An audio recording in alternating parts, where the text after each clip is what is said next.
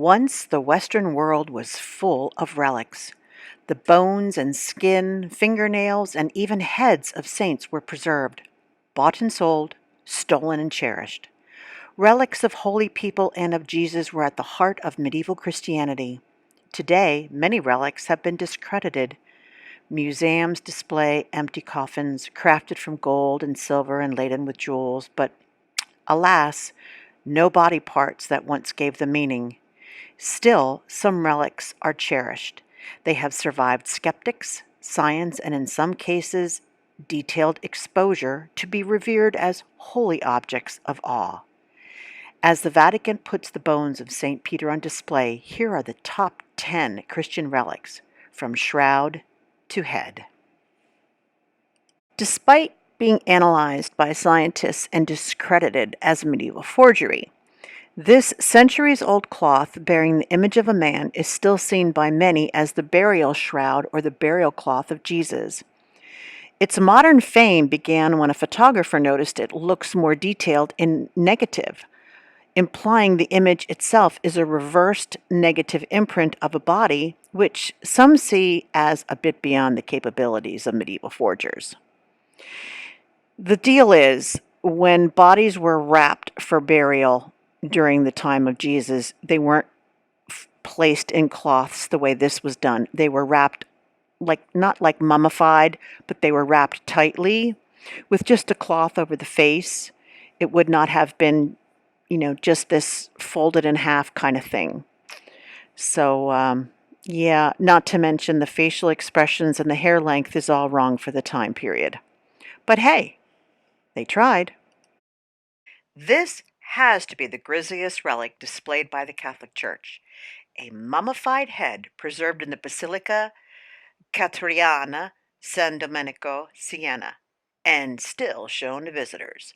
Siena is a beautifully preserved medieval city famous for its annual horse race as well as the art of Duccio, but the head of St. Catherine shockingly transport you to what feels like a dark and primitive living past. Worshippers in Naples gather every September to see a miracle at the southern Italian city's cathedral. The dried blood of Saint Generius, martyred in the 4th century, is preserved there and has this organic connection to the city's well-being. Every September and on 2 other days of the year, the red powder liquefies, it becomes living blood, and the city is safe from volcano, earthquake, and plague. However, on the occasions when it doesn't liquefy, it's big news because they're not sure if the city is now in danger. So it's quite the predictor, according to Naples. Legend has it that after the crucifixion of Jesus, Joseph of Arimathea used a cloth to wipe the blood from Jesus' face.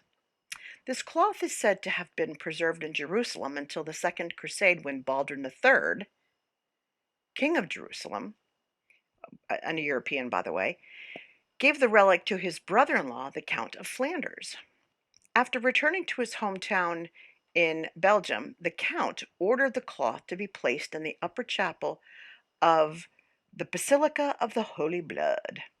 The cloth was stored in a beautiful vial decorated with angels and adorned with gold, which, amazingly, remains unopened to this day.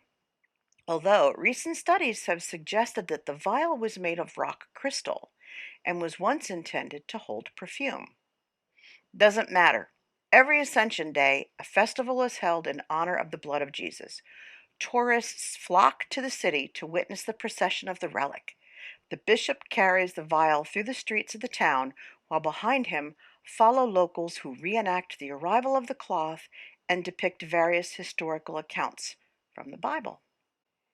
British Catholics recently gathered at Westminster Cathedral to pay respects to a piece of dried flesh and some facial skin that are said to have belonged to St. Anthony of Padua.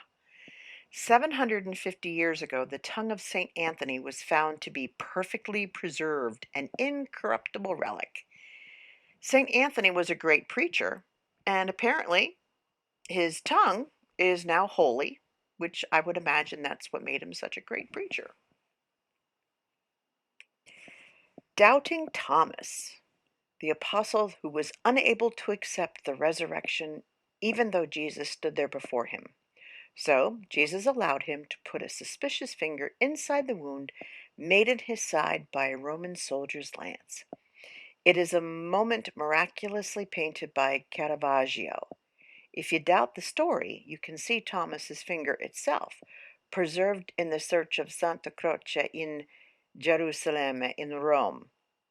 They've got 3 pieces of the true cross, too. The French king, Louis IX, better known as Saint Louis, was so proud of the relics that he purchased from Byzantium that he built a splendid church in Paris to house them. Sainte-Chapelle was the world's largest repository for holy relics. It's also one of the most ravishing of all Gothic churches. Today, the relics, including Christ's crown of thorns, were kept in the Cathedral of Notre Dame in Paris. However, last year Notre Dame Cathedral caught fire and sustained serious damage to the point where the roof and some of the storage in the ceiling fell in. Thankfully, the relics were rescued, and once the Notre Dame has been rebuilt, I am sure the relics will return. Salome famously asked King Herod for the head of John the Baptist on a platter. This most famous of severed heads had a long afterlife as a relic. Amiens Cathedral was built in the Middle Ages as a shrine just for it. A replica of the Baptist's head is still kept there, although the original was stolen in the 19th century. I wonder where that's hiding.